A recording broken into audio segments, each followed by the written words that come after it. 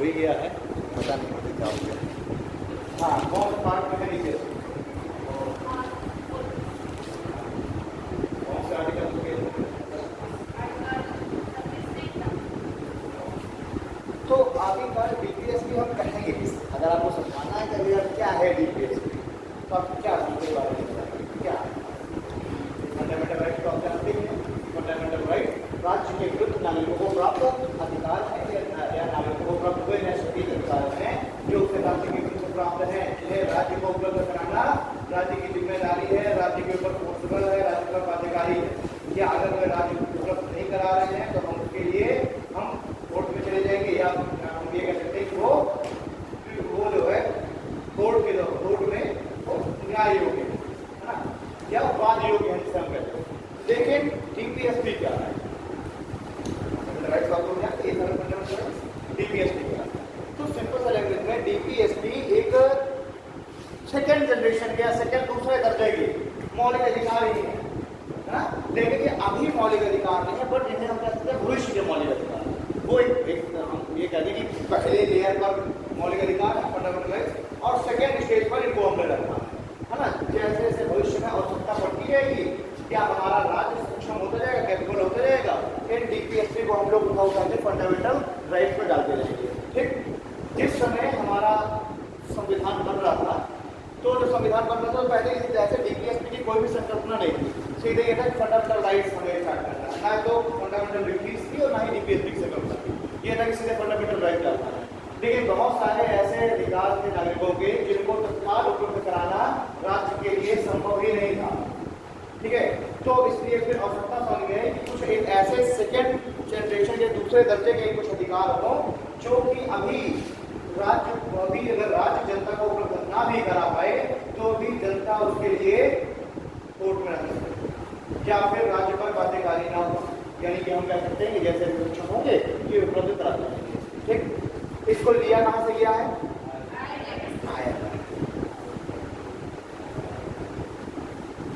Ireland ने इसको कहीं से कॉपी किया है।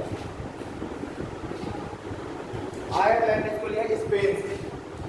ठीक है, आयरलैंड ने इसको उठाया है स्पेन से। ठीक है, इसके बारे में थोड़ा बहुत जिक्र हमारे 1935 का जो भारत शासन अधिनियम है, तो हम ये कह सकते हैं कि भारत शासन अधिनियम 1935 उससे भी इसको थोड़ा बहुत लिया गया है। ठीक है, आयरलैंड से तो लिया गया, लेकिन भारत शासन अधिनियम जो 1935 है उसमें भी कुछ ऐसे अधिकारों का वर्णन था जो कि राज्य पर बाध्यकारी नहीं है। तो इसको हमने तो लिया है आयरलैंड से, आयरलैंड ने इसको लिया है स्पेन से। ठीक, तो ऑरिजिन का स्पेन से, स्पेन ने इसको बनाया, स्पेन के द्वारा ही ऑरिजिन है। अब इस पर कुछ विद्वानों का अलग अलग मत है, जैसे कि बी.आर.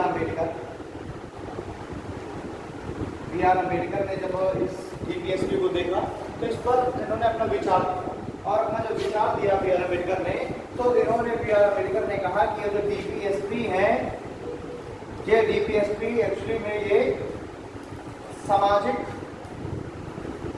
और आर्थिक लोकतंत्र स्थापित करने का कार्य करते हैं।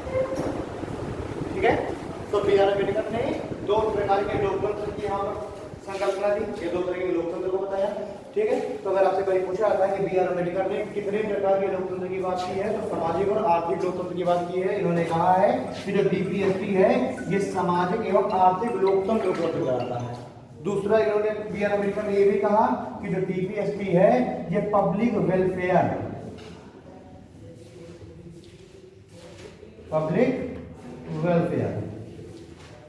यानी कि जन कल्याण।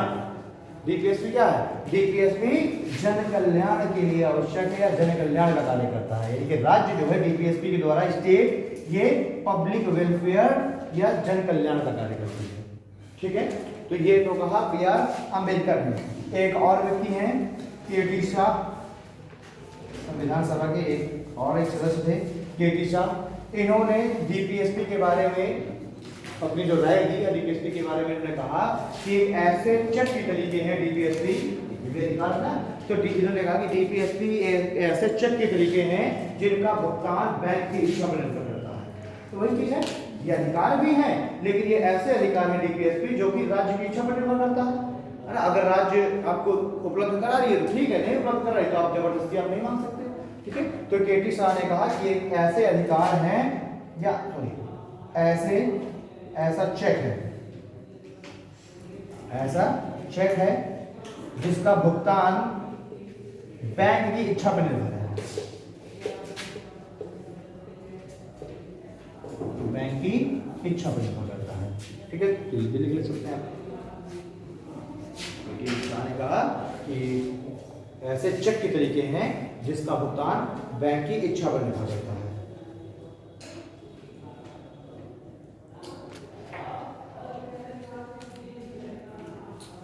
ठीक है।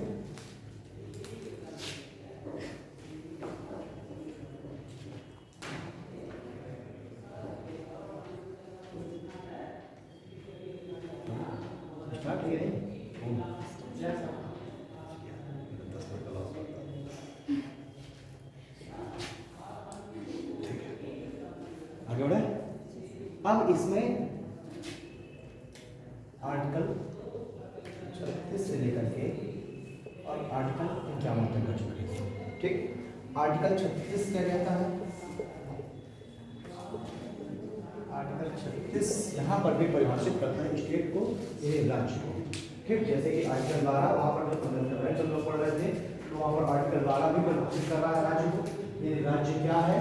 ऐसे ही आर्टिकल 36 भी यहाँ पर परिभाषित करता है कि आखिरकार स्टेट क्या है, ये राज्य क्या है। तो हम ये कह सकते हैं कि राज्य ऐसी संस्था है जो कि अपने लिए क्या कहते हैं टैक्स कलेक्शन जो खुद करे, है ना, जो अपने लिए कर्मचारियों का अपॉइंटमेंट खुद करे या अपने लिए डिसीजन भी खुद करे।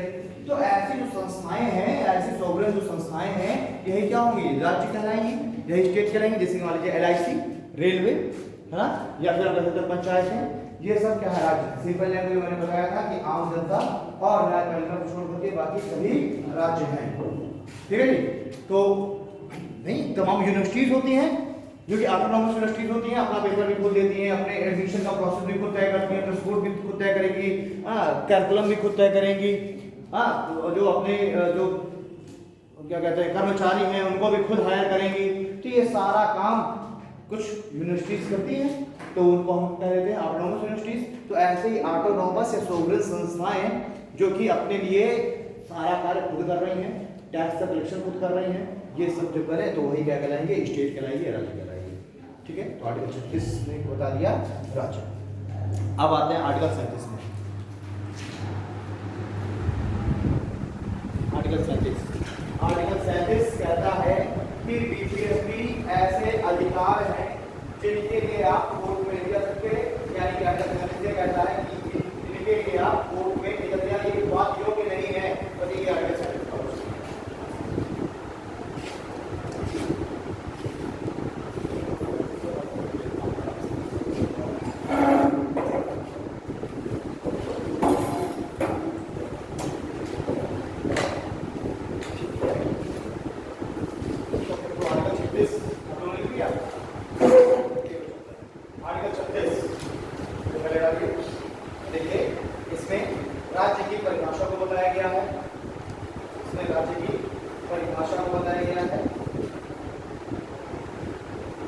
इस अनुच्छेद के अनुसार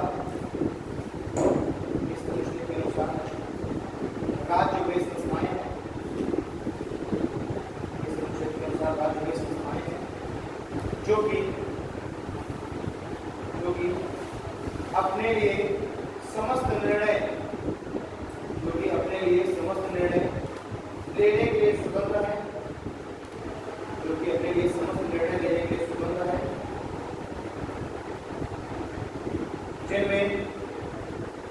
जिनमें कर्मचारियों की नियुक्ति,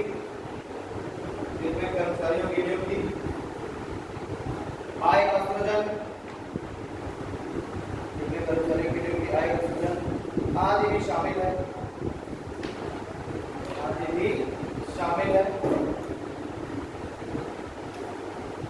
ठीक है। अर्थात आम जनता एवं न्यायपालिका को छोड़कर, सभी राज्य में, आम जनता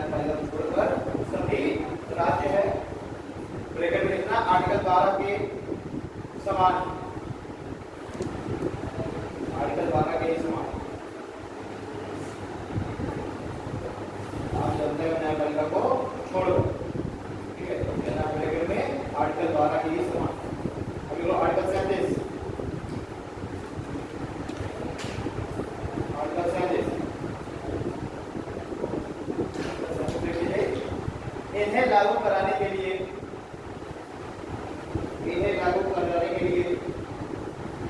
कोर्ट में नहीं जा सकते, इन्हें लागू कराने के लिए कोर्ट में नहीं जा सकते, अर्थात इन्हें लागू कराने के लिए कोर्ट में नहीं जा सकते, अर्थात ये वाद योग्य नहीं है।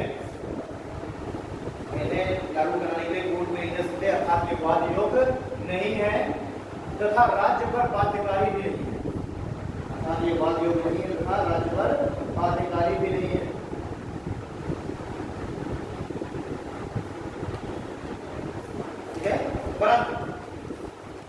परंतु राज्य नीतियां बनाते समय, नीति बनाते समय इनको ध्यान में अवश्य रखें, परंतु राज्य नीति बनाते समय इनको ध्यान में अवश्य रखें।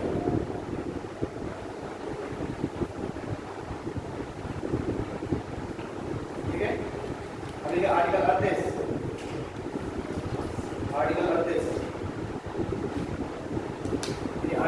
कहता है कि राज्य हमेशा ऐसा कार्य करे कि या फिर मैं कह सकता हूँ कि एक लोक कल्याणकारी राज्य के रूप में अपने आप को प्रदर्शित करे। तो संविधान राज्य से अपेक्षा करता है कोई एक लोक कल्याणकारी राज्य, ठीक है, और सामाजिक आर्थिक और राजनीतिक न्याय उपलब्ध कराए। तो आपसे हमें कुछ तरीके से पूछा जा सकता है कि सामाजिक आर्थिक और राजनीतिक जो न्याय है उसको संविधान में कहाँ उल्लेखित किया गया है। तो एक बार तो उल्लेख किया गया है प्रियम्बल में, बताया जाता है हमारे लोग भारत के सपोर्ट समाजवाद पर ब्रिटिश लोग बनाने के लिए तथा उनके सभी नागरिकों को सामाजिक आर्थिक और राजनीतिक न्याय, विचार अभिव्यक्ति विश्वास धर्म और भाषा की स्वतंत्रता, प्रतिष्ठा तथा अवसर की क्षमता सब होता है ना। तो एक बार तो प्रियम्बल में कहा गया सामाजिक आर्थिक और राजनीतिक न्याय, और एक बार दूसरी बार कहां पर किया गया है आर्टिकल 38 में सामाजिक आर्थिक और यानी कि राज्य ऐसा कार्य करेगा या राज्य की जिम्मेदारी है कि वो सामाजिक आर्थिक और राजनीतिक न्याय उपलब्ध कराने का प्रयास करेगा, ठीक है, और एक लोक कल्याणकारी राज्य बनेगा। तो दो जगह पर उल्लेख है सामाजिक आर्थिक और राजनीतिक न्याय की। लोकतंत्र की अगर बात की जाए तो लोकतंत्र दो तरीके के लोकतंत्र की बात की गई है, वो भी अमेरिकन ने कहा है, सामाजिक और आर्थिक लोकतंत्र, और कहां पर कहा है डीपीएसपी में कहा, ठीक है। तो लिखिए आगे कर देते हैं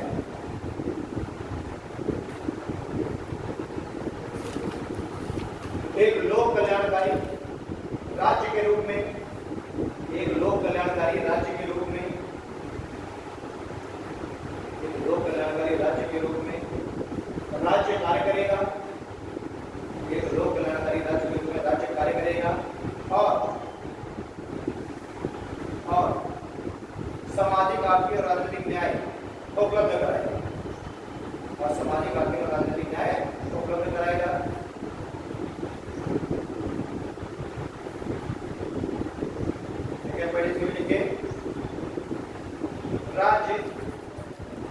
राज्य यह प्रयास करेगा, राज्य यह प्रयास करेगा कि समाज में असमानता समाप्त हो सके, राज्य यह प्रयास करेगा कि समाज में असमानता समाप्त हो सके,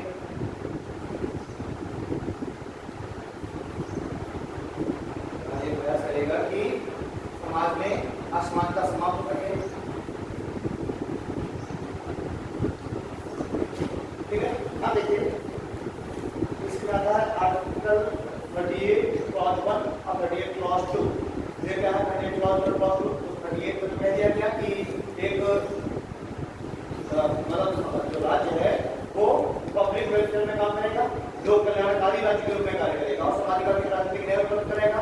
तो अगर स्टेट एक लोक कल्याणकारी राज्य बन रहा है तो उसको चाहिए पैसा, तो आर्टिकल 38 क्लॉज 1 है उसमें कहा गया है कि राज्य को पैसे के कलेक्शन के लिए टैक्सेशन का अधिकार, ठीक है, कर आरोपित करने का अधिकार है। कल्याणकारी राज्य बनने के लिए उसको कहने का अधिकार है टैक्सेशन का, टैक्स कलेक्शन का अधिकार है। और आर्टिकल 38 क्लॉज 2 कहता है कि राज्य तमाम तरह की योजनाएं जैसे मुद्रा योजना वगैरह है ना, एमएसएमई के लिए तमाम तरह की योजनाएं सरकार लेकर के आती है। तो ये क्यों ला रही है सरकार? अब आप सरकार के ऊपर आप दबाव नहीं बना सकते कि मुद्रा योजना लॉन्च करो, क्या आपने कभी सरकार के ऊपर दबाव बनाया मुद्रा योजना लॉन्च करो कि अभी कोविड के बाद 10,000 रुपया हर एक गरीब ठेले वाले को देने के लिए सरकार ने कहा कि कोई भी बिना उसकी मॉर्गेज के जाकर के अपने नजदीकी बैंक से 10,000 तो क्या किसी ने सब मांग की क्या?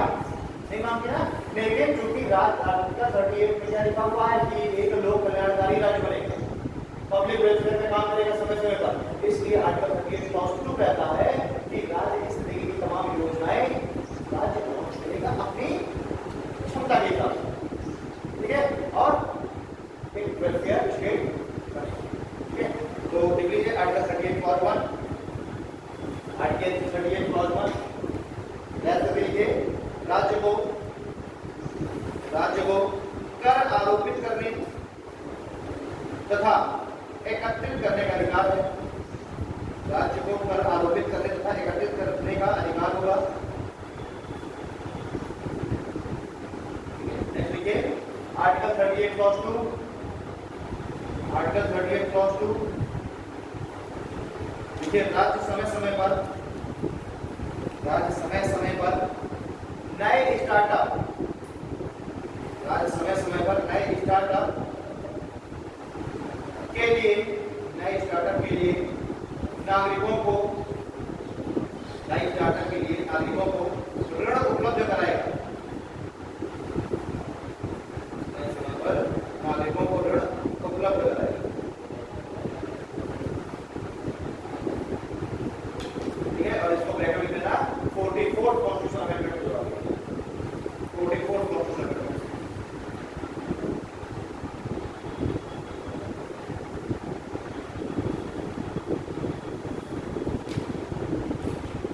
ठीक है। ये हो गया आर्टिकल 38। क्या हमने देखिए कि बाकी राज्य लगाएगा, सोशल वेलफेयर में काम करेगा और सोशल वेलफेयर में काम करने के लिए पैसा जो टैक्सेशन करेगा और जो नए स्टार्टअप है उनको करने के लिए लोगों को फंड देगा, ठीक है। फिर आते हैं आर्टिकल 39। आर्टिकल 39 कहता है कि राज्य आजीविका के साधन उपलब्ध कराएगा, ठीक है। राज्य क्या करेगा? राज्य लोगों को आजीविका के साधन उपलब्ध कराएगा। ये आर्टिकल 39 सबसे बड़े 6 क्लॉजेस हैं। तो आर्टिकल 39 देखो, राज्य नागरिकों को आजीविका का साधन बनाएगा, वो साधन उपलब्ध कराएगा। राज्य नागरिकों को आजीविका का साधन उपलब्ध कराएगा। नेक्स्ट पढ़ने के लिए राज्य ऐसा प्रयास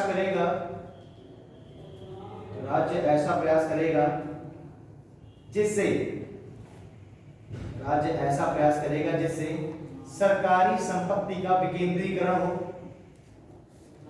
राज्य ऐसा प्रयास करेगा जिससे सरकारी संपत्ति का विकेंद्रीकरण हो, अर्थात संसाधनों का सभी के मध्य, राज्य ऐसा प्रयास करेगा जिससे संसाधनों का सरकारी संपत्ति का विकेंद्रीकरण हो, अर्थात संसाधनों का सभी के मध्य बराबर डिस्ट्रीब्यूशन, अर्थात संसाधनों का सभी के मध्य बराबर वितरण हो, ठीक है। नेक्स्ट पॉइंट लिखिए, महिला तथा पुरुष को समान काम के लिए समान वेतन उपलब्ध कराएगा। महिला तथा पुरुष को समान कार्य के लिए समान वेतन उपलब्ध कराएगा। समान कार्य के लिए समान वेतन उपलब्ध कराएगा, ठीक है। क्या लिखिए, नागरिकों के स्वास्थ्य तथा बाल स्वास्थ्य के लिए नीतियां बनाएगा। नागरिकों के स्वास्थ्य तथा बाल स्वास्थ्य के लिए नीतियां बनाएगा और बच्चों को स्वस्थ तथा स्वच्छ वातावरण उपलब्ध कराएगा, ठीक है।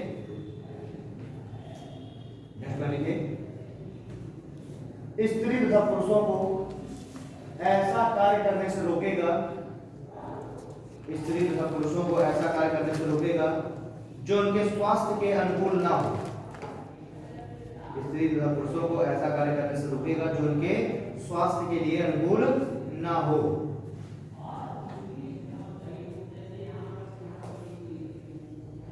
ठीक है, मोस्टली आपसे पूछ लेता है वो महिलाओं और पुरुषों के लिए समान कार्य के लिए समान वेतन किस अनुच्छेद में है, तो वो है आर्टिकल 39 का क्लॉज डी है। ठीक है, सारा आर्टिकल 39 है और इसमें अंदर 6 क्लॉजेस हैं इसमें, तो आर्टिकल 39 का क्लॉज डी ए है। फिर उसके बाद नागरिकों और बच्चों के लिए स्वास्थ्य 39 का क्लॉज ई है और ए बी सी डी और एफ है ये लास्ट वाला। ठीक है, यानी कि महिलाओं और पुरुषों को ऐसा कार्य करने से रोकेगा जो उनके स्वास्थ्य के लिए अनुकूल ना हो। ये तो हो गया आर्टिकल 39। केवल आप आर्टिकल को ध्यान दीजिए, आर्टिकल 39। अब एक नया आर्टिकल जोड़ा गया 42nd कॉन्स्टिट्यूशनल अमेंडमेंट 1976 और कौन सा आर्टिकल जोड़ा गया? आर्टिकल 39 ए। ये 39 का क्लॉज ए होता है जब हम ब्रैकेट में स्मॉल लेटर में ए लिखते हैं तो है क्लॉज, लेकिन जब आर्टिकल 39 कैपिटल लेटर में ए लिखा जाए तो है अपने आप में अलग अनुच्छेद। तो एक अलग अनुच्छेद जोड़ा गया आर्टिकल 39 ए और ये जो अनुच्छेद है जोड़ा गया 42nd कॉन्स्टिट्यूशनल अमेंडमेंट 1976 से और इसमें कहा गया कि प्रत्येक नागरिक को समान न्याय उपलब्ध कराया जाएगा, समान और मुफ्त न्याय उपलब्ध कराया जाएगा। ठीक है, तो केंद्र लेवल पर, राज्य लेवल पर और डिस्ट्रिक्ट लेवल पर, तीनों लेवल पर उनको मुफ्त न्याय उपलब्ध कराने के लिए सरकार क्या करेगी? अगर कोई व्यक्ति ऐसा है जिसके पास अपना पक्ष रखने का अधिकार नहीं है तो उसको फिर निःशुल्क अधिवक्ता उपलब्ध कराएगा। ठीक है, से NLSA बोलते हैं, ये जो सेंट्रल लेवल पर है। ठीक है, नेशनल लॉ सेंटर बोलते हैं और फिर उसके बाद स्टेट लेवल पर हो गया SLSA और फिर डिस्ट्रिक्ट लेवल पर जलसा DLSA। तो लिख लीजिए आर्टिकल 39 ए, आर्टिकल 39 ए। ठीक है, ये अनुच्छेद 42वें संविधान संशोधन अधिनियम 1976 द्वारा जोड़ा गया। ये अनुच्छेद 42वें संविधान संशोधन अधिनियम 1976 द्वारा जोड़ा गया। इसके अंतर्गत राज्य प्रत्येक नागरिक को समान एवं निःशुल्क न्याय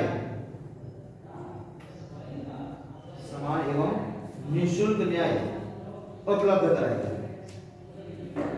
समान एवं निःशुल्क न्याय उपलब्ध कराएगा।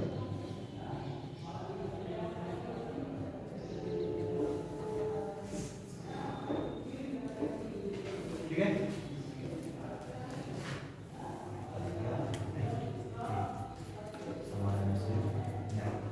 ठीक है, तो तीनों स्तर पर एजेंसियां बनाई गई, NLSA सेंटर पर, SLSA स्टेट पर और DLSA जलसा।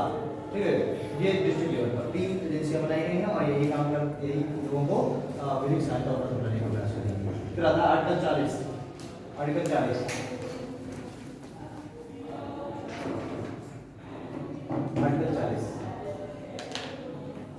40 कहता है पंचायतों के गठन की बात करता है। ठीक है, तो महात्मा गांधी जो कि ग्राम स्वराज्य के पक्षधर थे और BR अम्बेडकर जो कि इसके पक्षधर नहीं थे, है ना, तो इन दोनों के बीच में इस बात पर चर्चा हो गई। महात्मा गांधी कह रहे थे कि जो देश हमारा वो तभी डेवलप होगा जब हम पंचायतों को और सशक्त कर देंगे। यानी कि पंचायतों के पास भी एक फंड होना चाहिए जो कि वो अपनी इच्छा पर खर्च कर सके। ठीक है, अपने डेवलपमेंट के लिए खर्च कर सके। और BR अम्बेडकर कह रहे थे कि नहीं, जो डेवलपमेंट है, महात्मा गांधी क्या कह रहे थे, डेवलपमेंट निचले स्तर से ऊपर की तरफ करना है। यानी कि पहले हम पंचायतों को सशक्त कर दें, पंचायतें सशक्त हो जाएंगी तो डिस्ट्रिक्ट सशक्त हो जाएगा, ब्लॉक सशक्त तो डिस्ट्रिक्ट तो स्टेट सशक्त तो केंद्र सशक्त। तो महात्मा गांधी नीचे से ऊपर की ओर डेवलपमेंट के पक्षधर थे और BR अम्बेडकर कह रहे थे कि नहीं, ऊपर से नीचे की ओर डेवलपमेंट आए, विकास आए। यानी कि केंद्र पैसा दे राज्यों को, फिर राज्य पैसा दे अपने स्टेट्स को, स्टेट से खर्च करें पंचायतों के लिए। तो महात्मा गांधी जो कि ग्राम स्वराज के पक्षधर है, BR अम्बेडकर, इन दोनों के बीच में इस बात को लेकर के और फिर डॉक्टर राजेंद्र प्रसाद ने उसमें मीडिएटर के रूप में आए और राजेंद्र प्रसाद ने कहा, महात्मा गांधी कह रहे थे कि इसको जो पंचायतें इसको नेसेसरी करो, इसको आप आर्टिकल 40 में मत रखना, मतलब इसको एक तरीके से हम राज्य की इच्छा पर निर्भर नहीं कर सकते। ये बाध्यकारी करिए राज्य के लिए, यानी प्रत्येक राज्य को अपने यहाँ पंचायतों का गठन करना आवश्यक है। और बेटर में आते इसकी कोई आवश्यकता नहीं है। देख, पंचायतों का अस्तित्व तो होना ही चाहिए, सीधे स्टेट ही अपने अपने गाँव को के लिए डेवलपमेंट के लिए काम करे स्टेट। लेकिन महात्मा गांधी कह रहे थे कि नहीं, अगर 100 रुपये मान लीजिए अगर पंचायतों के लिए दिया गया तो कम से कम 20-20 रुपये तो पंचायतों के पास पहुंचेगा ही, ताकि वो अपना विकास कर सके। और जब राजेंद्र प्रसाद आए तो उन्होंने इसमें मीडिएटर भी रुक गए और इन्होंने कहा कि हम ऐसा करते हैं कि पंचायतों को हम डाल देते हैं डीपीएसपी में, ठीक है। और डीपीएसपी में डालने का मतलब है कि कोई भी कोर्ट में भी नहीं जा सकेगा, यानी कि सरकार राज्य के ऊपर बाध्यकारी भी नहीं है। लेकिन राज्य जैसे जैसे राज्य विकसित होते जाएंगे, राज्यों को समझ में आएगी, या जो भी राज्य चाहेगा वो अपने यहाँ पंचायतों का गठन करेगा। तो फिर भी अम्बेडकर किस बात में सहमत हो रहा है? और है ना, दोनों लोग इस बात पर सहमत हो गए कि हाँ भाई ये बात ठीक है। और अब इसको डाल कर दिया गया डीपीएसपी में आर्टिकल 40 में, तो बाध्यकारी भी नहीं है। और भविष्य में भाई इसे तो डीपीएसपी में रखा गया कि अभी बाध्यकारी नहीं होंगे, अभी राज्य उतना सक्षम है नहीं, लेकिन भविष्य में अगर तो पंचायतों को क्या कर दिया जाएगा, पंचायतों को जो है फिर एक उनको कॉन्स्टिट्यूशनल दर्जा मिल जाएगा, संवैधानिक दर्जा मिल जाएगा और राज्यों के बाध्यकारी हो जाएगा। और राजस्थान पहला राज्य बना जिसने 2 अक्टूबर 1958 2 अक्टूबर 1959 को नागौर जिले में पहला पंचायती राज गठन किया। और 2 अक्टूबर की डेट भी क्यों चुनी गई? क्योंकि महात्मा गांधी पक्षधर थे ग्राम स्वराज, तो महात्मा गांधी पक्षधर है, बिहार अम्बेडकर पक्षधर है ही नहीं, तो अब उनके जन्मदिवस पर थोड़ा स्टार्ट कर दिया, ठीक है। तो 2 अक्टूबर 1959 को नागौर जिले से पहली पंचायत का गठन किया गया। और अब उसके बाद इसको क्या करते हैं, मतलब इसको अनुच्छेद में सारे राज्यों ने ऊपर दिया, स्टार्ट कर दिया धीरे धीरे करके, ठीक है। तो देखिए आर्टिकल 40 कहता है पंचायतों का गठन, पंचायतों का गठन। देखो इसमें महात्मा गांधी ग्राम स्वराज्य के पक्षधर थे, महात्मा गांधी ग्राम स्वराज्य के पक्षधर थे,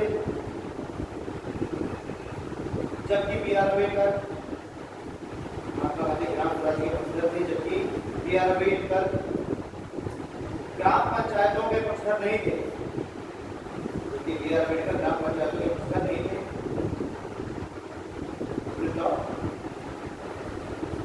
अंततः डॉक्टर राजेंद्र प्रसाद के सुझाव पर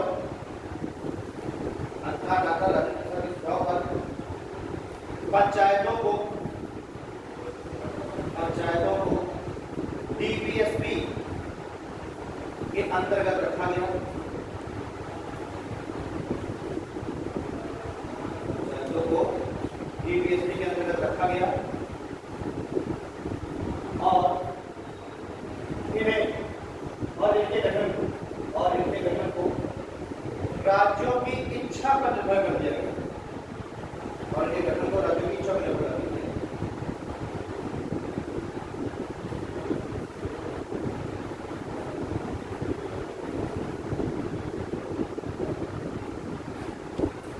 ठीक है,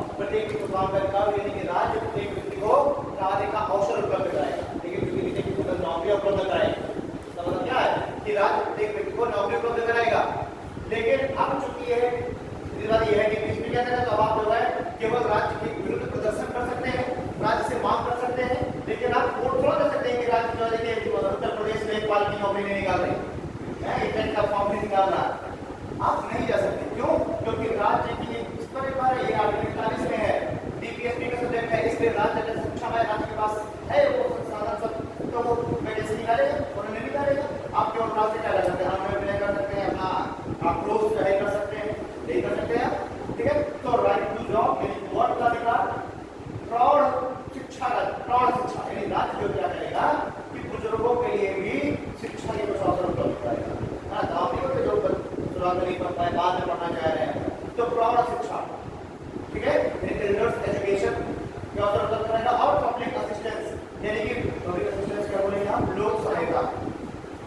पब्लिक असिस्टेंस मतलब लोक सहायता। तो राज्य क्या करेगा, अपने कैपेबिलिटी के आधार पर वर्क के अवसर उपलब्ध कराएगा कार्य के, ठीक है, पब्लिक असिस्टेंट उपलब्ध कराएगा यानी लोक सहायता उपलब्ध कराएगा, और क्या उपलब्ध कराएगा, क्या होता है, प्रौढ़ शिक्षा, है ना, एल्डर एजुकेशन, ठीक है। तो आप एल्डर एजुकेशन में देखते हैं कि वहां बहुत सारे कोई जो है स्कूल ऐसे होते हैं सामूहिक एजुकेशन में चलते हैं, जो कि जैसे मजदूर वगैरह उस सब पढ़ने जाते हैं, तो राज्य अगर सक्षम है तो ऐसे स्कूल चला सकता है, ठीक। प्रौढ़ एजुकेशन के लिए राज्य क्या करेगा, ओल्ड एज होम बनाएगा, ठीक है, पब्लिक असिस्टेंस यानी लोक सहायता यही तो आएगा, है ना। तो ओल्ड एज होम्स हो गए, या फिर जो बुजुर्ग हैं उन बुजुर्गों के लिए कुछ विशेष प्रकार की कुछ अनुदान या कुछ विशेष प्रकार की कोई असिस्टेंस के लिए कुछ योजनाएं निकाल दे, या फिर मैं कह दूं कि क्या कहते हैं होता है यार, इसको बेरोजगारी भत्ता क्या कर सकते हैं, बेरोजगारी भत्ता भी, अरे बुजुर्गों के लिए नहीं पैसा मिलता है, हाँ वृद्धा पेंशन, क्यों वृद्धा पेंशन 41 में तो है, लेकिन अब मान लीजिए अगले जो सरकार 500 रुपया दे रही थी हर महीने वृद्धों को, और योगी जी ने बंद कर दिया, तो अब जाकर जो है कोर्ट थोड़ा पहुंच जाएंगे बुजुर्ग, कोर्ट थोड़ा पहुंच जाएंगे, देखो अगले जो 500 दे रहा था और योगी जी ने बंद कर दिया, क्यों, क्योंकि 841 ठीक है, ये किसमें आएगा, पब्लिक असिस्टेंस में आएगा, लोक सहायता में आएगा, ठीक है। तो लोगों को सहायता देने के लिए राज्य अगर सक्षम है तो काम करेगा, वृद्धा पेंशन, बेरोजगार भत्ता, है ना, ये आपका ओल्ड एज होम्स कितने होने चाहिए, और तमाम जो भी चीजें हैं ये तो 841 के लिए राज्य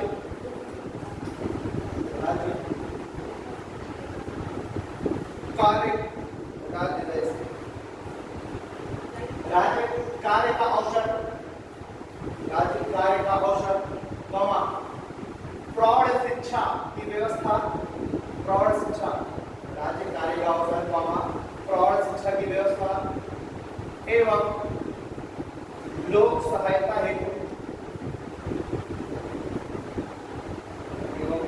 लोक सहायता हेतु समय समय पर, एवं लोक सहायता हेतु समय समय पर विभिन्न योजनाएं, समय समय पर विभिन्न योजनाएं उपलब्ध कराएगा, विभिन्न योजनाएं बनाएगा, विभिन्न योजनाएं बनाएगा, जैसे माता पिता एवं वरिष्ठ नागरिक भरण पोषण अधिनियम, माता पिता एवं वरिष्ठ नागरिक भरण पोषण एवं कल्याण कर, माता पिता एवं वरिष्ठ नागरिक भरण पोषण एवं कल्याण कानून 2007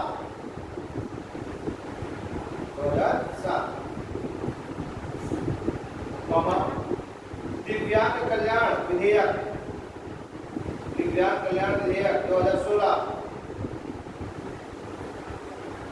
दिव्यांग कल्याण विधेयक 2016 आज दिव्यांग कल्याण विधेयक 2016, ठीक है। तो एक तो माता पिता वरिष्ठ नागरिक भरण पोषण कल्याण अधिनियम आ गया 2007 का, यानी कि ये एक्ट बना दिया सरकार ने, और इसके द्वारा अब सरकार इसी एक्ट के आधार पर इसे क्या क्या बनाएगी, ओल्ड एज होम बनाएगी, ठीक है। जो वरिष्ठ नागरिक हैं, बुजुर्ग हैं, उनको मुफ्त स्वास्थ्य उपलब्ध कराएगी, ठीक है, उनके भोजन का प्रबंध करेगी, और वर्क का अधिकार है उसके द्वारा राइट टू जॉब आया और उसे बन रहेगा, वो क्या किया भाई, अब सरकार को क्या करना है, बीएसपी की तो एक तरीके से उसके मौलिक अधिकार ही है, और राज्य क्या करेगा, राज्य समय समय पर सोशल वेलफेयर के लिए भी कार्य करेगा, ये भी ऑलरेडी बोल दिया बीएसपी ने, तो राज्य कुछ तो करेगा ही, अगर कुछ करेगा तो उसका पड़ेगा कि भाई कुछ नहीं तो लोगों को 100 रुपया ये दिक्कत दे दो, गड्ढा खोलो, उसका क्या किया था, पहले एक बार दिया गया लोगों का गड्ढा खोया गया, और फिर दोबारा काम किया गया, दिया गया कहा गड्ढा भर दो, यही फर्क होता बनेगा भाई।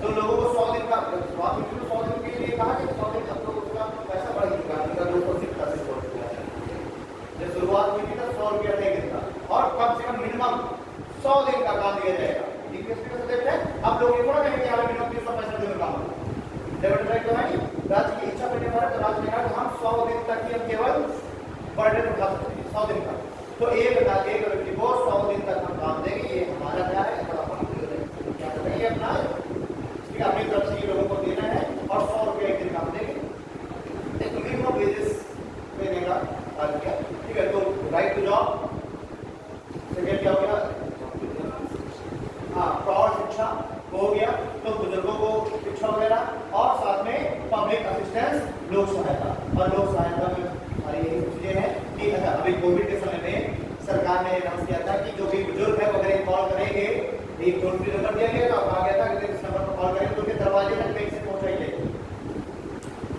आपको पढ़ा होगा ऐसी योजना चलाई सरकार ने कि लोगों के डोर स्टेप तक, लोगों के घर तक दवाइयां पहुंचाई जाएगी, जो वृद्ध घर में अकेले रह रहे हैं, है ना, लेकिन सारे भी बाहर रहते हैं वो अकेले रहते हैं, तो अगर एक कॉल करेंगे तो उनको सारी सुविधाएं उनके घर तक पहुंचाएंगे। इसमें एग्रीकल्चर में है, लेकिन जो है अब जबरदस्ती थोड़ा कर सकते हैं, इसमें एग्जाम्पल लिख लेना, ओल्ड एज होम्स, वृद्धाश्रम, अनाथालय, वृद्धाश्रम, अनाथालय, मनरेगा योजना,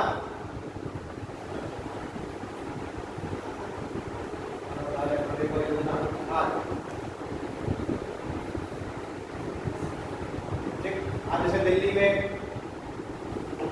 देख रहे हैं गौतम गंभीर जो है जन आहार चला रहा है, 1 रुपए में जो मुझे दे रहा है, तो अब वो क्या है कि वो सरकार की इच्छा पर निर्भर है, महंगा है सरकार तो दे रही है, ठीक। दिल्ली में जगह जगह जब दीक्षित की गवर्नमेंट थी तब भी वहाँ पर जन आहार केंद्र चल रहे थे, 10 रुपए में खाना दिया जा रहा था, पूरी सब्जी चावल सलाद का जो 10 रुपए में दिया जा रहा था। तो ये क्या है, राज्य की क्या बेटी बने, ठीक है। अब आता है आर्टिकल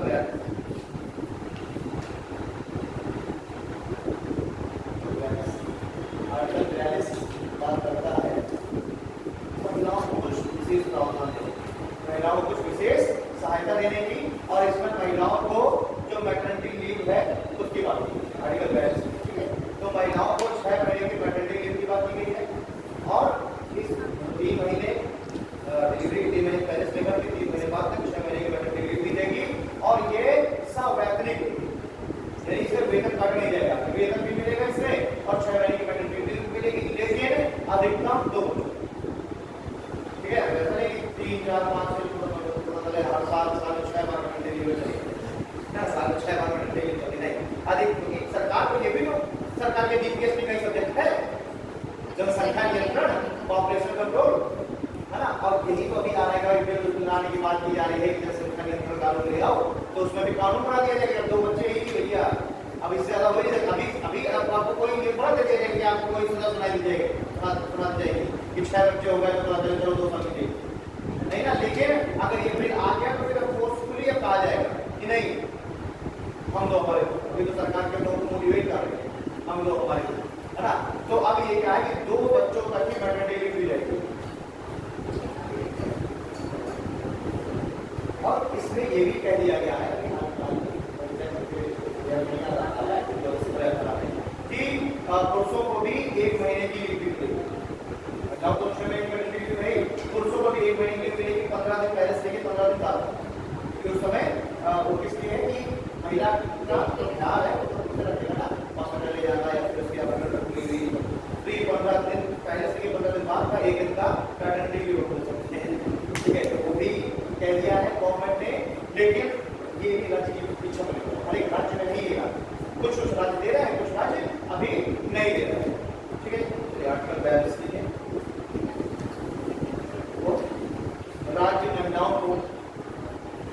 राज्य महिलाओं को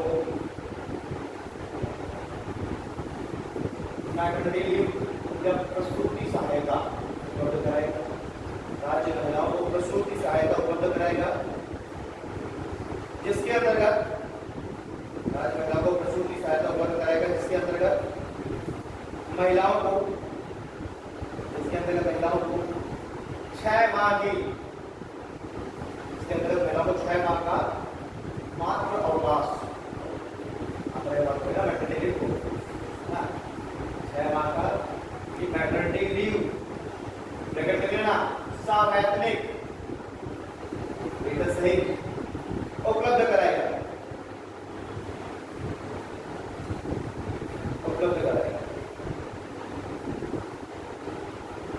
ठीक है, सेकेंड पॉइंट लिखिए, राज्य नागरिकों को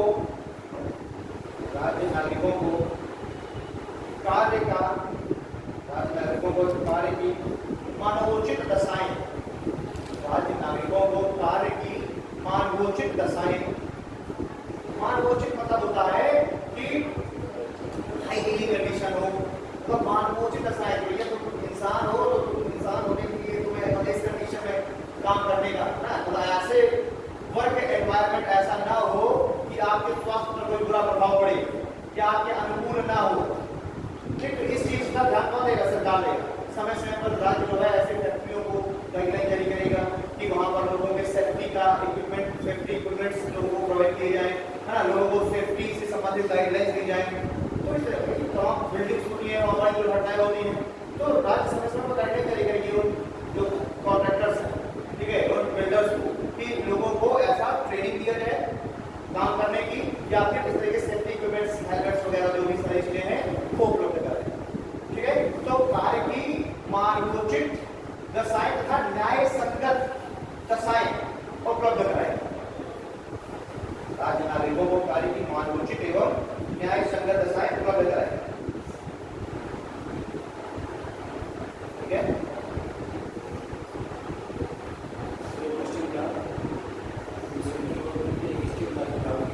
क्या चीज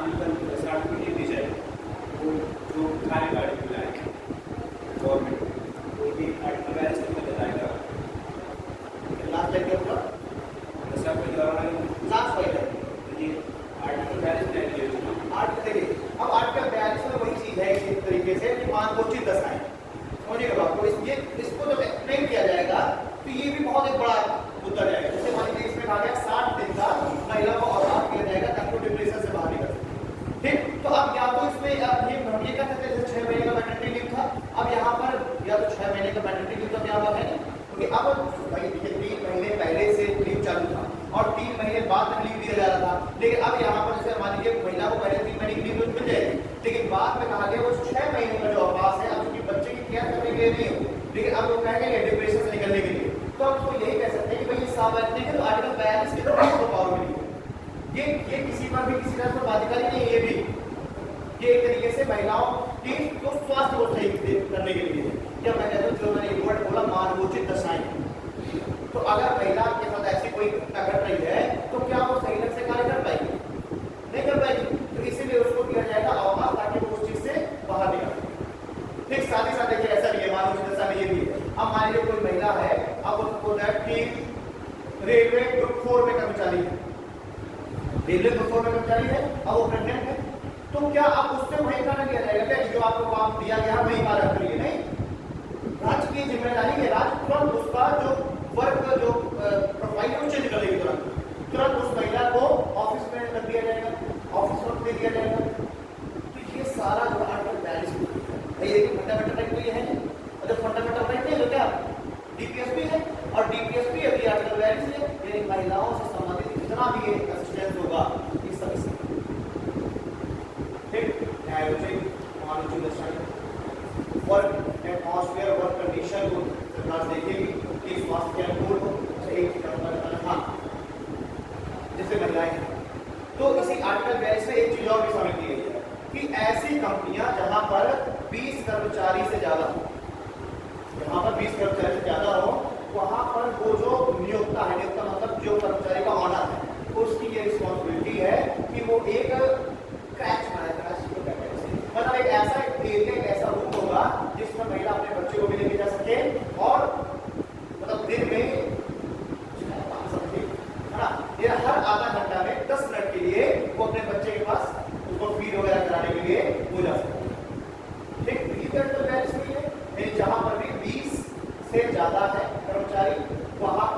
सा एक कपड़ा बनाया जाएगा जिसमें महिला अपने 3 महीने थी तो अपने बच्चे के साथ ना बाद में, उसके बाद तो उसको वर्क में जानेंगे ना, तो अब वो 3 महीने का बच्चे को छोड़ के थोड़ा जा सकती है, तो उसमें यही तो अपने बच्चे को भी साथ में लेके जाए, बच्चे को वहां पर रखेगी और हर आधा घंटा में वो 10 मिनट के लिए उसको फिट कराने के लिए जाएगी।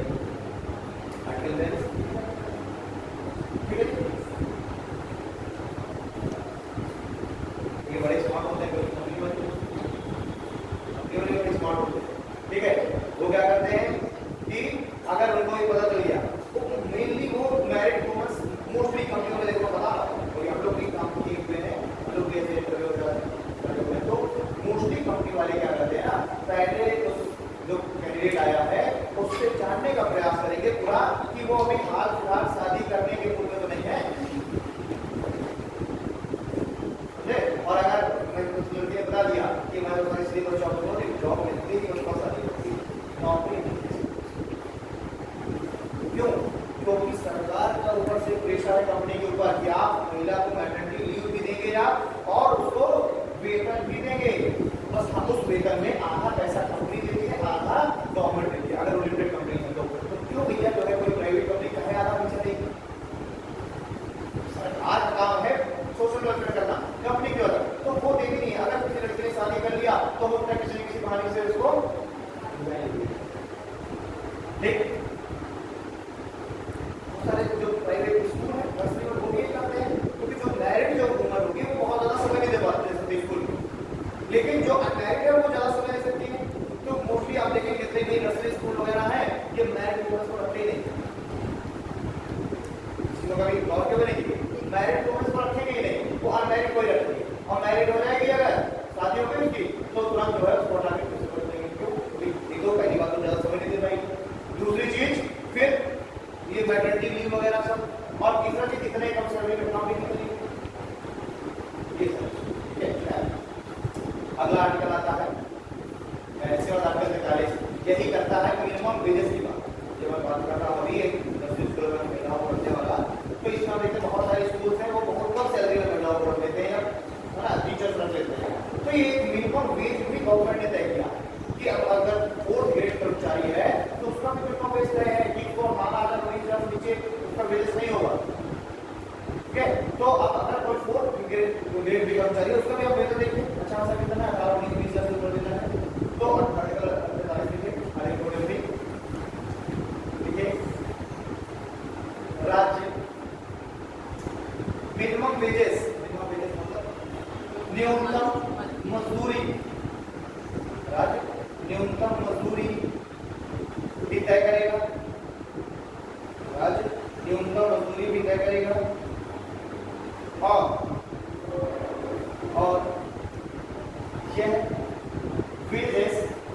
और यह वेजेस जीवन निर्वाह योग्य और यह वेजेस जीवन निर्वाह योग्य होना चाहिए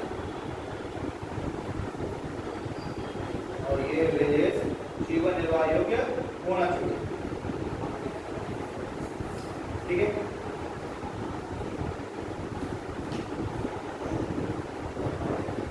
यानी कि एक न्यूनतम मजदूरी जो कि जीवन निर्वाह के आवश्यक, अब पता चले तुम 4th ग्रेड कर्मचारी को देगा 7,000 रुपया जीवन निर्वाह नहीं हो पा रहा, तो कम से कम इतना न्यूनतम वेतन हो जिससे उसका जीवन निर्वाह हो सके, इसलिए सरकार ने एक न्यूनतम वेजेस तय कर दिए हैं कि इतना की वेजेस से कम वेजेस तो दे नहीं जाएगा। ठीक है, ये हो जाएगा आर्टिकल 43 अभी आर्टिकल 43A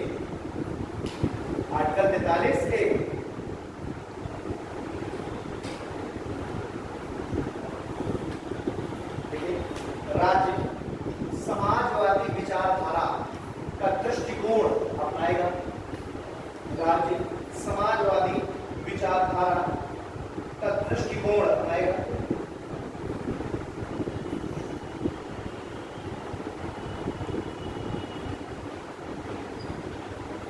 ठीक है, ये राज्य नहीं देखते हैं कोई अपना ऐसा दृष्टिकोण रखे जो कि समाजवादी विचारधारा प्रत्येक नागरिक के उत्थान का कार्य करें।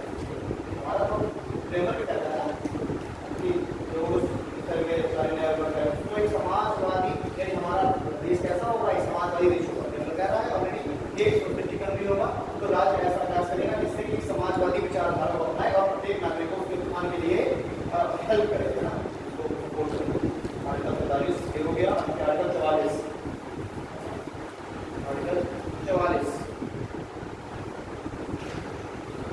आर्टिकल 44 है समान नागरिक संहिता, uniform civil code, uniform civil code समान नागरिक संहिता।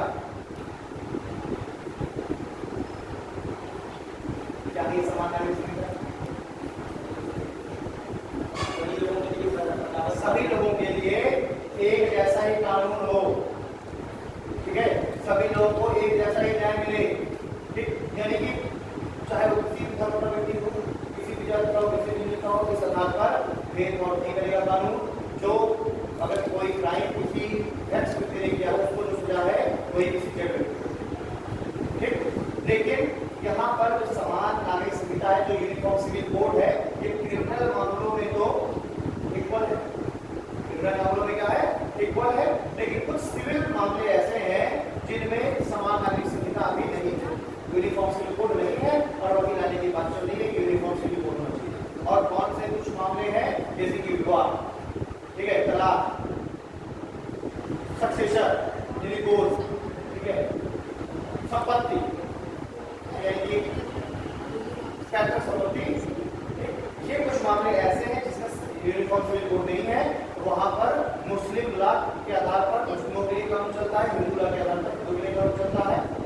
तो जैसे विवाह हो गया, विवाह में जो मुस्लिम लॉ है वो मुस्लिम को 4 विवाह करने की छूट देता है, ठीक, जबकि हिंदू लॉ के अकॉर्डिंग हिंदुओं को एक ही विवाह की छूट है, ठीक है। जो मुस्लिम लॉ है उसमें जैसे कि तलाक के भी 3 प्रावधान है, तलाक ए हसन, तलाक ए अल-हसन और तलाक ए मुशर, ठीक है। तो अभी जो ट्रिपल तलाक का जो मुद्दा है, इसमें तलाक ए जो मुशर है इसको खत्म किया गया है। अभी तलाक ए हसन और तलाक ए अल-हसन अभी दोनों हैं, ठीक है। ट्रिपल तलाक को खत्म किया गया, तलाक ए मुशर वो कुछ ज्यादा मतलब टिपिकल था। टिपिकल क्या कहती है, एक वो ज्यादा सामाजिक विविधता दिखा रहा था, है। उससे क्या है कि भाई खाने में ज्यादा हो गया, कह दिया तलाक तलाक तलाक, ठीक। अब ये तलाक तलाक तलाक बोल तो दिया, लेकिन अब थोड़ी देर बाद गुस्सा शांत हो गया, वो पहली बार में नाम आ गया था, शादी भाई में नाम, ठीक है। तो अब गलती का एहसास हो गया कि यार गलती कर दी तलाक तलाक तलाक। लेकिन अब क्या है, सुधर गया। अब अगर जो ज्यादा धार्मिक रूप से कट्टा नहीं है, लेकिन जो धार्मिक रूप से कट्टा है तो फिर क्या करेगा, वो बोल रहा है कि भाई मैंने तलाक करना। अब उसमें भी बड़ा पेचीदा मामला। अब अगर तुम्हें दोबारा से विवाह करना है तो पहले महीना दूसरे किसी व्यक्ति से विवाह करेगा, अब दूसरे किसी व्यक्ति से विवाह होगा, अब वो दूसरा व्यक्ति तलाक देगा, तब अब वापस से तलाक होगा। ये बड़ा टिपिकल मामला, ये सामाजिक विविधता ही दिखाता है और सामाजिक कुरीति ही जो है। अब इस सामाजिक कुरीति को जो है आप धर्म का चादर पहना के और उसको जस्टिफाई करेंगे तो ये सही नहीं है ना। सुप्रीम कोर्ट ने क्या कहा, ये सामाजिक विविधता इस समय महिलाओं के साथ क्या है, विभेद कर रहा है, इसलिए सामाजिक कुरीति है। तो ये जो भी धर्म का कोई भी प्रोविजन अगर सामाजिक कुरीति को जन्म दे रहा है तो उसको खत्म करना राज्य का दायित्व है। हम मान लीजिए बड़ी समस्या, हमने विवाह कर लिया, हम दूसरा आदमी उसने पैसे से दूसरे आदमी ने ले लिया, विवाह कर लिया, ठीक है भाई हम विवाह करेंगे, तलाक तलाक कर देंगे, अब उसका मूड बदल गया कि नहीं एक साल बाद समस्या, ठीक है, कुरीति है, ये सामाजिक कुरीति है। समान नागरिक संहिता आर्टिकल 44 है, हाँ, तो सभी नागरिक को समान अधिकार है, हाँ, तो आरक्षण की उल्लंघन नहीं करेगा आरक्षण से। वो आर्टिकल, वो जो आरक्षण है आर्टिकल 15 आर्टिकल 16 में ऑलरेडी उसको डिस्कस कर चुका है, ठीक। अगर ये भी तो है कि राज्य सामाजिक और सांस्कृतिक शैक्षणिक और सामाजिक रूप से पिछड़े लोगों को कुछ विशेष प्रावधान कर सकता है, ये आर्टिकल 15 भी कहता है। ये आर्टिकल 15 तो समानता का अधिकार की बात कर रहा है कि किसी भी व्यक्ति के साथ विभेद नहीं किया जाएगा, लेकिन यहाँ पर उसका एक अपवाद ये भी तो है आर्टिकल 15 का क्लॉज 2 कि समाज वो जो राज्य है वो सामाजिक और शैक्षणिक रूप से पिछड़े व्यक्ति को सिर्फ प्रावधान कर सकता है। यानी जो मेन है राज्य का काम क्या है, समाज का एक जो निचले तबके का व्यक्ति है उसका भी उत्थान करना, उसको भी एक मेन ट्रैक पर लेकर के आना, ठीक है। तो ये आर्टिकल जो 44 है, इस आर्टिकल 44 में समान नागरिक संहिता की बात की गई है। क्रिमिनल मामलों में समान नागरिक संहिता है, लेकिन 4 सिविल मामले ऐसे हैं पूर्व से, विवाह, तलाक, सक्सेसर और पैतृक संपत्ति, जिसमें अभी भी समान नागरिक संहिता नहीं है। मुस्लिम लॉ के अकॉर्डिंग मुस्लिम और हिंदू लॉ के अकॉर्डिंग हिंदू। हिंदुओं में भी जो पैतृक संपत्ति है ये दायभाग और मिताक्षरा, दो इसमें विधियां हैं जिसके अनुसार होता है। मिताक्षरा जो विधि है वो चलता है पूर्वी भारत में और दायभाग चलता है। ठीक है, तो इस तरीके से ये समान आर्टिकल 44। अब आता है आर्टिकल 45। ठीक है, नहीं यूनिफॉर्म सिविल कोड का ये सारा ये मतलब चल रहा है। यूनिफॉर्म सिविल कोड है, ये सारी चीजें खोल कर देंगे। अब हिंदू परेशान है इसमें कि यार मुस्लिम जाति विवाह करते हैं, हम लेके विवाह ये जो है ये समस्या आ रही है। अब अच्छा, एक विवाह हिंदू भी कर सकता है एक साथ, लेकिन दूसरा विवाह करने के लिए पहला विवाह क्या करना पड़ेगा? तलाक करना पड़ेगा, तलाक देना पड़ेगा। अच्छा, मुस्लिमों को ये बहुत थोड़ा सा नहीं, वो 4 विवाह कर सकते हैं बिना तलाक के। अच्छा, अब ये सहारा लेते हैं कि हमारे कुरान में लिखा हुआ है 4 विवाह, लेकिन उसको ये भी मोहम्मद साहब ने बोला कि 4 विवाह इसलिए कर सकता है मुस्लिम कि अगर कोई ऐसी महिला है तो तलाकशुदा, या ऐसी महिला है जिसका कोई गार्जियन नहीं, कोई संरक्षक नहीं, तो ऐसी महिला को सपोर्ट करने के लिए या पहले क्या है? बच्चा ना, हाँ, या ऐसा है कि बच्चा नहीं है तो ये जो कहा है कुरान में, कुरान कुछ गलत, कोई भी धर्म की कोई भी जो धार्मिक करता है कोई गलत बात नहीं करता, सब उसमें कहा कुछ गया और लोगों ने उसको अपने हिसाब से बना लिया। ठीक है, अगला था आर्टिकल 45। आर्टिकल 45 क्या कहता है? एक अच्छा, आर्टिकल 45 में पहले कुछ दूसरा प्रोविजन था। आर्टिकल 45 में पहले ये था कि 6 से लेकर 14 वर्ष के बच्चे को राज्य शिक्षा उपलब्ध करवाएगा। ठीक, पहले था आर्टिकल 45 शिक्षा उपलब्ध कराएगा, राज्य के ऊपर बाध्यकारी खान सक्षम होगा, राज्य उपलब्ध कराएगा। लेकिन जब से ये 86 कॉन्स्टिट्यूशनल अमेंडमेंट 2002 से आ गया, शिक्षा का अधिकार, राइट टू एजुकेशन आ गया, तो ये पहुंच गया आर्टिकल 21A में। 6 से 14 वर्ष के बच्चे के लिए कहां पहुंच गया? आर्टिकल 21A में। तो अब वो राज्य के लिए हो गया बाध्यकारी। तो अब यहाँ पर क्या कर दिया गया? यहाँ पर कर दिया गया कि अब राज्य 0 से लेकर 6 वर्ष तक के बच्चे को पोषाहार उपलब्ध कराएगा, स्वास्थ्य उपलब्ध कराएगा, निःशुल्क टीके उपलब्ध कराएगा और आंगनबाड़ी वगैरह जो भी सारी चीजें हैं उसी में आएगा, है ना। इंद्रधनुष योजना, तो क्या इंद्रधनुष योजना? टीकाकरण, वो जो 7 टीके जो लगते हैं, इंद्रधनुष योजना। आंगनबाड़ी में वो जो पोषाहार उपलब्ध कराना, देखो आंगनबाड़ी में मजदूरी भी मिलेगी, घी भी मिलेगा, है ना। तो आंगनबाड़ी, आशा बहू, तो नहीं सुने, है ना, गाँव से जो संबंधित हो। देखो गाँव में ऐसी महिलाओं को असिस्टेंट करने के लिए, हेल्प करने के लिए आशा बहू होती है, जो कि उस महिला को हॉस्पिटल ले जाना, है ना, आयरन की गोलियां उसको उपलब्ध कराना, ये सारी चीजें आशा बहू करेगी। तो ये सब कौन से आर्टिकल लिखे हुए? आर्टिकल 45। आर्टिकल 45 राज्य 0 से 6 वर्ष के बच्चे को, राज्य 0 से 6 वर्ष के बच्चे को पोषण, राज्य 0 से 6 वर्ष के बच्चे के पोषण के लिए, हाँ, राज्य 0 से 6 वर्ष के बच्चे के पोषण के लिए विधियां बनाएगा, ठीक है, तथा उसके पोषाहार के साथ साथ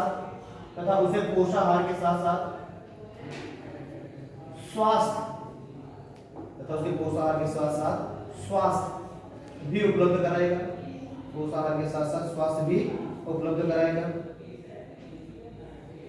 ठीक है, जैसे निःशुल्क टीकाकरण,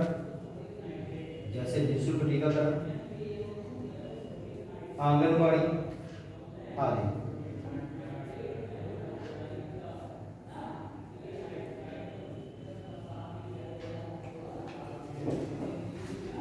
ठीक है,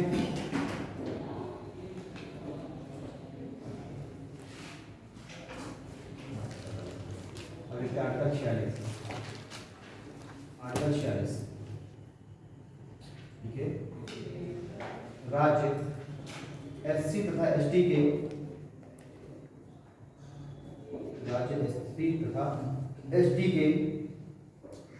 आर्थिक तथा शैक्षणिक,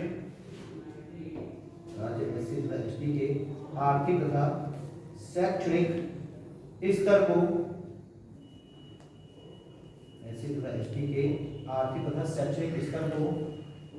सुधारने का प्रयास करेगा, सुधारने का प्रयास करेगा तथा समाज के वीकर सेक्शन, समाज के वीकर सेक्शन, वीकर सेक्शन समझ रहे हो, कमजोर वर्ग, समाज के कमजोर वर्ग को सामाजिक न्याय तथा कमजोर वर्ग को सामाजिक न्याय उपलब्ध कराने हेतु नीतियां बनाएगा, सामाजिक न्याय उपलब्ध कराने हेतु नीतियां बनाएगा।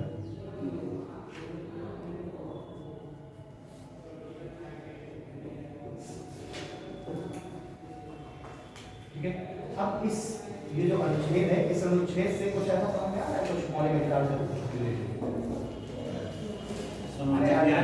वही तो है, 15 और 16 है, उसको जो पावर है उसको दी गई है, राज्य का कर्तव्य भी है। आर्टिकल 15 और 16 में शुरुआत में तो आरक्षण को जोड़ा था, बाद में जोड़ दिया गया।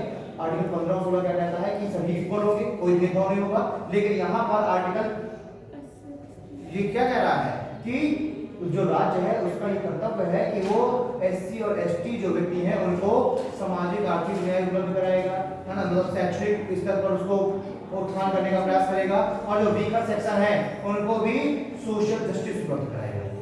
यानी कि जो ये पिछड़े लोग हैं, जो ये समाज के जो निचले तबके के लोग हैं, इनके भी उत्थान का प्रयास करेगा, और उत्थान करने के लिए क्या कर दिया गया, जोड़ दिया गया आर्टिकल 15 क्लॉज 3, 15 क्लॉज 4, 15 क्लॉज 5, 6 और 16 क्लॉज 3, 4, 5, 6।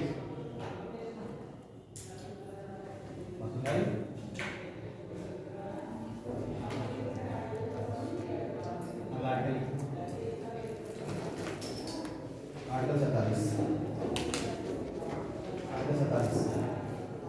देखते हैं, राज्य का यह प्राथमिक कर्तव्य है कि राज्य का यह प्राथमिक कर्तव्य है कि राज्य लोगों के हेल्थ को ध्यान में रखते हुए, राज्य लोगों के हेल्थ को ध्यान में रखते हुए नीतियां बनाए, राज्य लोगों के हेल्थ को ध्यान में रखते हुए नीतियां बनाए, कौमा जीवन स्तर में सुधार करने का प्रयास करें, जीवन स्तर में सुधार करने का प्रयास करें, जीवन स्तर में सुधार करने का प्रयास करें। ठीक है, अब ये बताओ, अब लोगों के अगर जीवन स्तर में सुधार करना है, पोषाहार, ये एक और लिखो, पोषाहार की व्यवस्था करें,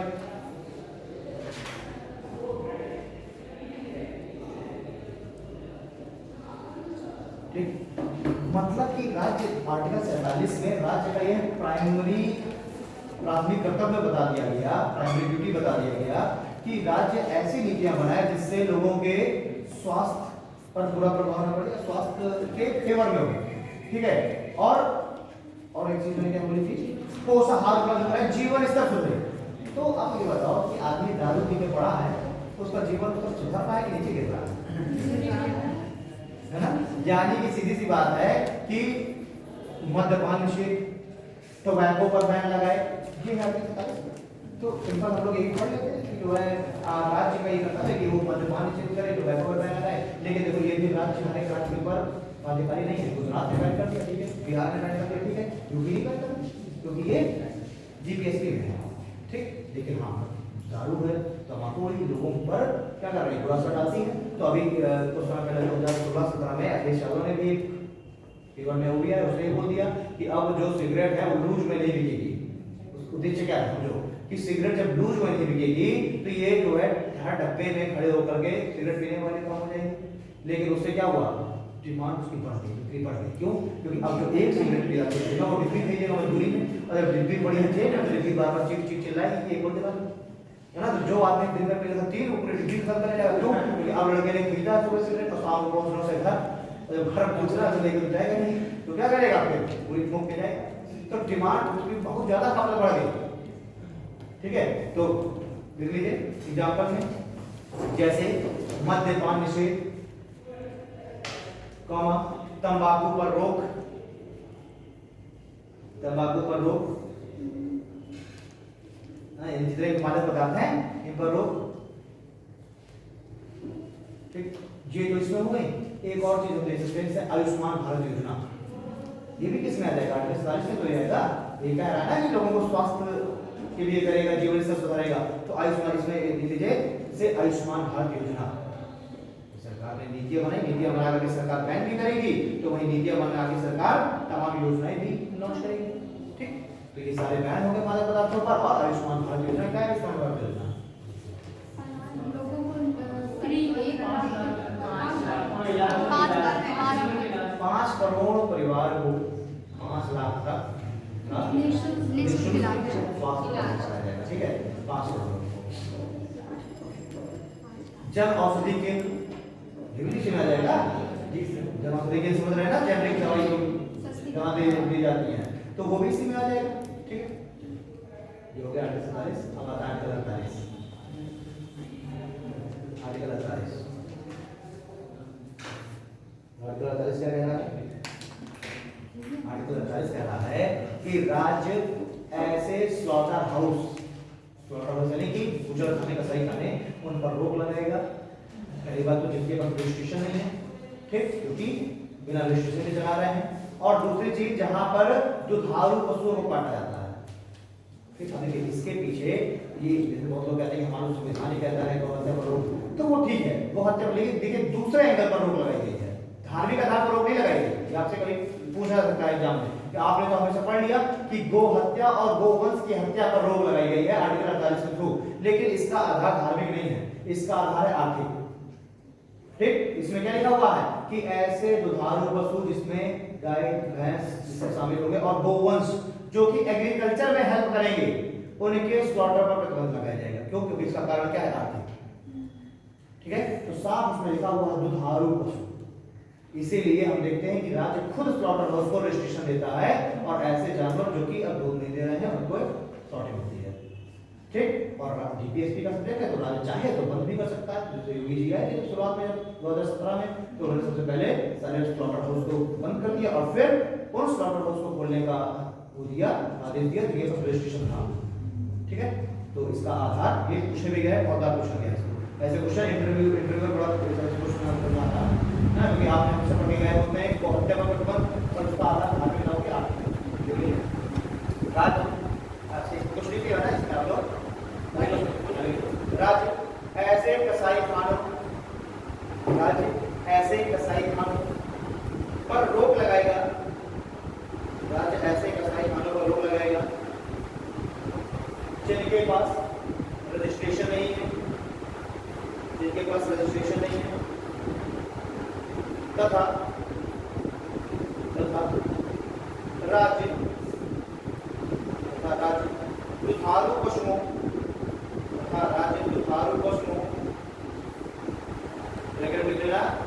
गाय भैंस, राज्य दुधारू पशुओं जैसे गाय भैंस आदि के वध पर रोक लगाएगा, आदि के वध पर रोक लगाएगा, तथा गोवंश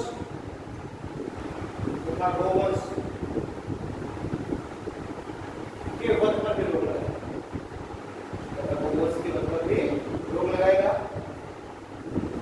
परंतु इसका आधार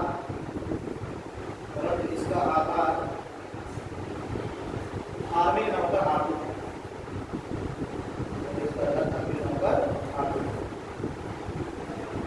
है। राज्य कृषि में उन्नत प्रौद्योगिकी, राज्य कृषि में उन्नत प्रौद्योगिकी को शामिल करने का प्रयास करें।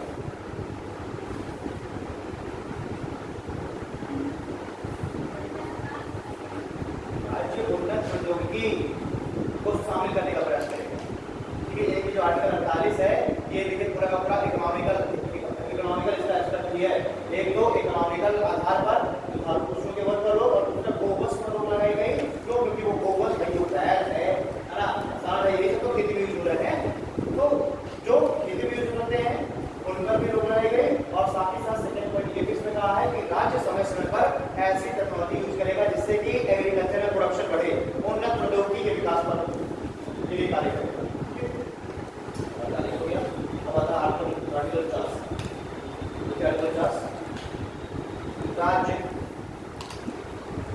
50 इस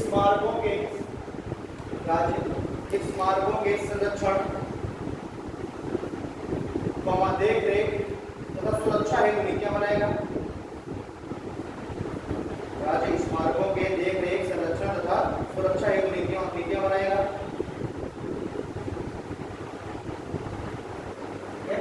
और इस कार्य के लिए पुरातत्व सर्वेक्षण विभाग इंडिया और इस कार्य के लिए पुरातत्व सर्वेक्षण विभाग की स्थापना की गई। पुरातत्व सर्वेक्षण विभाग की स्थापना की गई। ठीक है। अगला था आर्टिकल 50। आर्टिकल 50 राज्य कार्यपालिका तथा न्यायपालिका में पृथककरण का प्रयास करेगा। राज्य कार्यपालिका तथा न्यायपालिका के मध्य पृथककरण का प्रयास करेगा।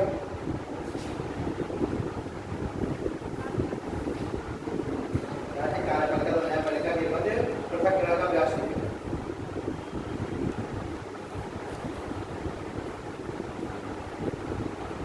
ठीक है। नेक्स्ट पढ़िए। नेक्स्ट है आर्टिकल 51। आर्टिकल 51 ये पड़ोसी देशों के साथ संबंध, पड़ोसी देशों के साथ संबंध, इंटरनेशनल रिलेशन, अंतरराष्ट्रीय संधि,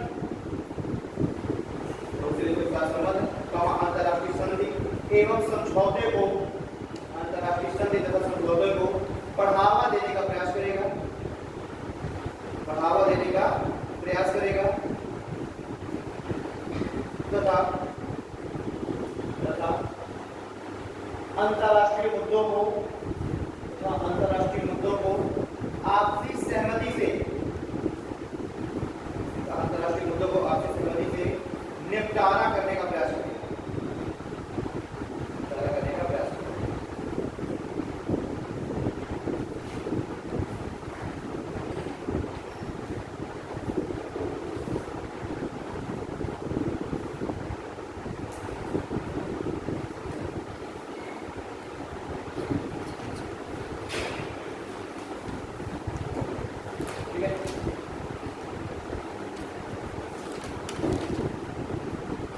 आर्टिकल 43 से 45 भी लिखा है क्या?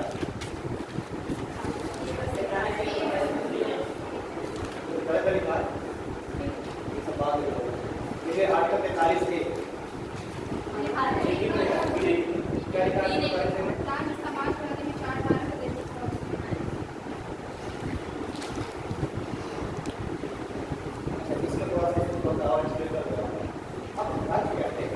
कि जो भी वर्कर्स हैं इन वर्कर्स को भी तो एक तरीके से इस आर्टिकल 45 में ये लिखा गया कि मान लीजिए कोई कंपनी, तो वो कंपनी जो है अपने वर्कर्स से भी सलाह मशवरा करेगा। मतलब एक तरीके से ये कहा जाता है कि जो वर्कर्स हैं उनका भी कंपनी में डिसीजन महत्व रखे। मान लीजिए सैलरी बढ़ाई जानी है कि कितना प्रोडक्शन बढ़ाया जाना है कि कौन सी छुट्टी रखनी है, ये सब वर्करों से भी सलाह मशवरा करके डिसीजन लिया जाता है। अभी क्या होगा, इसीलिए क्या करें, बहुत सारे लेबर ऑर्गेनाइजेशन बने ना, और लेबर एसोसिएशन के चुनाव होते हैं, उनमें एक प्रेसिडेंट होगा। वो प्रेसिडेंट जो लेबर एसोसिएशन का प्रेसिडेंट होगा वो कंपनी के डायरेक्टर के साथ बैठेगा मीटिंग में। भाई कंपनी कैसे चलेगी, भाई पैसा तो लगाया है डायरेक्टर्स ने, लेकिन मेहनत कौन कर रहा था, वर्कर्स। तो वर्कर्स का भी तो हित उससे जुड़ा हुआ है, वर्कर्स की भी जिंदगी लाइफ जुड़ी हुई है। तो इसलिए अगर कंपनी का कोई भी डिसीजन होना है तो कंपनी के डायरेक्टर्स भी डिसीजन लेंगे और वर्कर भी डिसीजन लेगा। इसलिए एक लेबर एसोसिएशन का चुनाव होगा, उसका जो प्रेसिडेंट बहुत सारी पुरानी हुई है, देखो अमिताभ बच्चन और सब क्या होते थे, लेबर एसोसिएशन के प्रेसिडेंट होते थे और जब फिर जाते थे लेबर्स की डिमांड के लिए, लेबर्स के लिए, है ना, कि भाई हमारा हमें जो है अनाउंसमेंट बढ़ाया जाए, हमें जो है प्रपोजल क्या कहते हैं, क्या कहते हैं,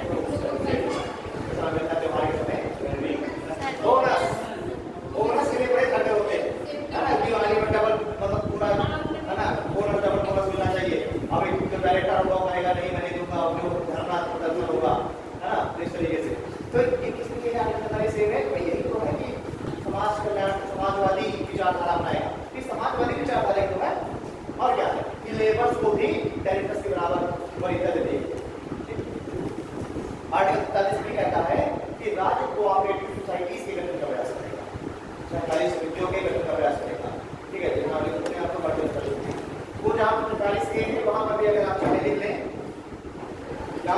ए लिखवाया था, वहां पर भी अगर चाहे तो देख लीजिए participation in management of workers, यानी कि प्रबंधन में वहीं पर लिखा है, जहां पे लिखा है वहीं पर लिख दीजिए प्रबंधन में मजदूरों की भी भागीदारी तय करें। प्रबंधन में मैनेजमेंट में मजदूरों की भी भागीदारी को सुनिश्चित करना। एग्जाम्पल में ट्रेड यूनियन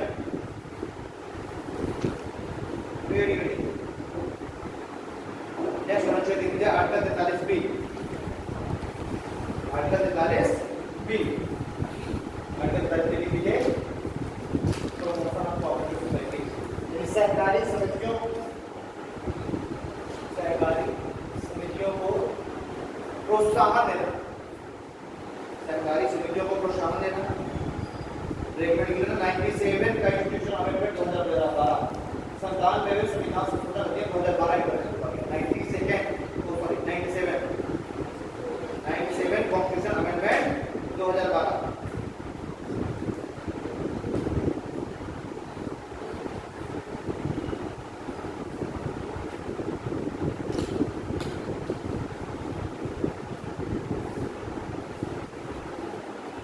ठीक है, अगर आपको याद हो तो मैंने एक अभिषेक बताया था आपको, एक जो डीपीएस एक मैंने आपको ये बताया था क्या कहते हैं डीपीएसपी, जो कि फंडामेंटल राइट्स पर से वरीयता रही थी। आर्टिकल 43 है, आर्टिकल 43 वो भी एक तो डीपीएसपी में सबसे महत्वपूर्ण है। आर्टिकल 39 भी इसको इसका अपना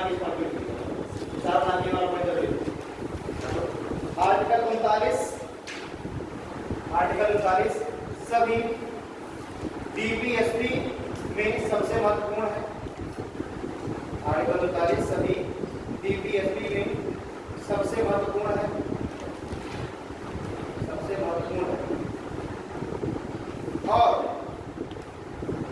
और आर्टिकल 39 बी तथा 39 सी को, और आर्टिकल 39 बी तथा 39 सी को आर्टिकल 14 तथा आर्टिकल 19 पर प्राथमिकता दी गई। आर्टिकल 14 तथा आर्टिकल 19 पर प्राथमिकता दी गई।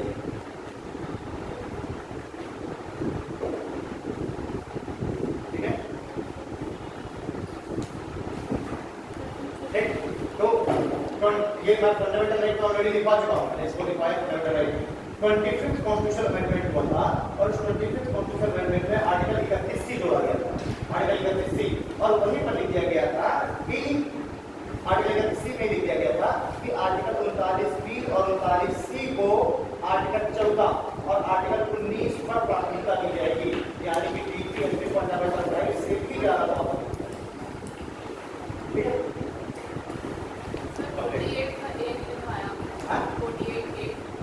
48 ए बोले ले वाला